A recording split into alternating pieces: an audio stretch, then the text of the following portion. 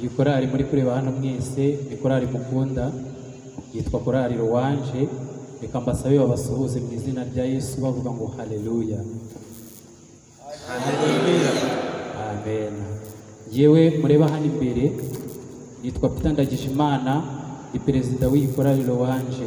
Reka dusome ijambo ry'Imana biboneka mu rwandiko Paulo yandikiye Abakorinto, rwandiko rwa kabiri Paulo yandikiye Abakorinto, ibice 5, turasoma umurongo waho wa 21.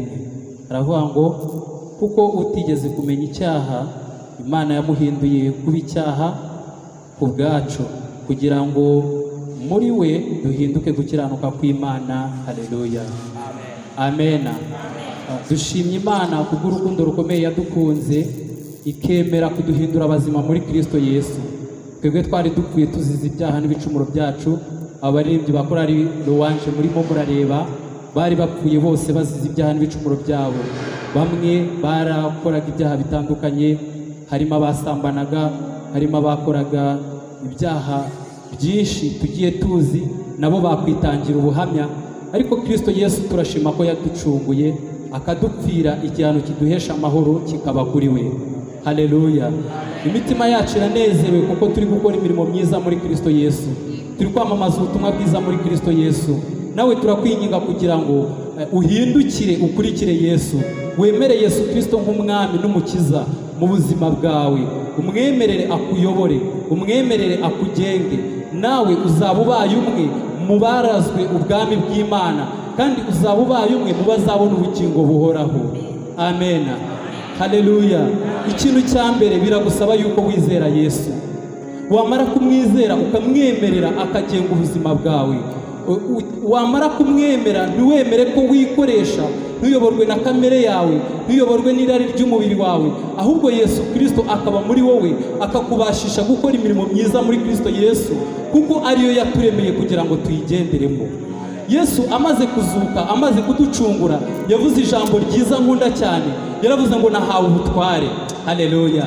Yavuze ngo nahawe ubutware ngo mu isi ngo ndetse no mu ijuru, ngo kubw'ibyo ngo nimugende mu mahanga yose ngo mubwirize abantu ubutumwa bwiza, ngo abemera bagahindukira ngo mubabatize, mubahindure kuba bigishwa. Haleluya. Natwe uyu ni wo murimo turimo turakora, turimo turabwira abantu kugira ngo mukurikire Yesu.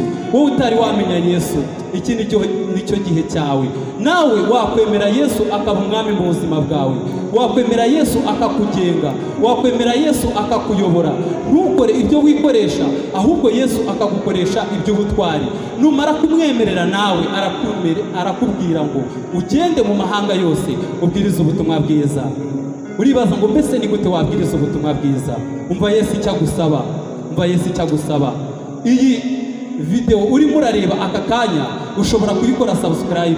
Wamara kuyikora subscribe ukayoherereza abantu b'inshuti zawe, ukayohereza abantu batandukanye, kugira ngo nabo babone ubutumwa bwiza bemere Yesu Kristo. Haleluya. Nabo bamenye ubutumwa bwiza, bamenye ko Yesu yabapfiriye. Icyo tugusaba nuko wowe numara kwemerera Yesu, numara guhindurwa n'izi ndirimbo, wemerere Yesu ayobora ubuzima bwawe. Nurangiza ukora icyo agusaba kugira ngo abantu bose bamenye ubutumwa bwiza, bamenye inkuru nziza, bakurikire Yesu.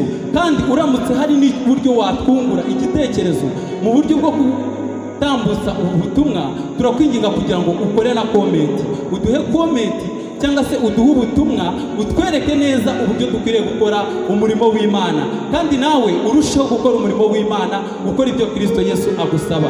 Reka dusenge Imana, nitumara gusenga Imana dukomeze kubataramira mu izina rya Yesu.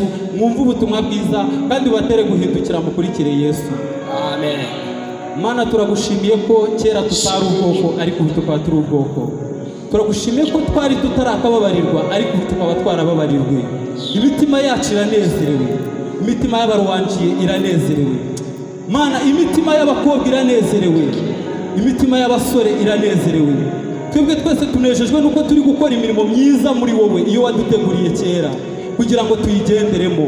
Ngaho bana natwe, ubane n'uyu muntu uri kumva iyi audio ndetse akanareba n'iyi video, kugira ngo Kristo mwiza agukurikire, ahindukire, ave mu byaha bye, ave mu ngeso mbi, ibyo yari yararuhiyemo akitandukanya nawe, abireke maze agukorere, kuko Imana ishoboye byose. ngaho bana natwe none n'iteka ryose mu izina rya Yesu amen.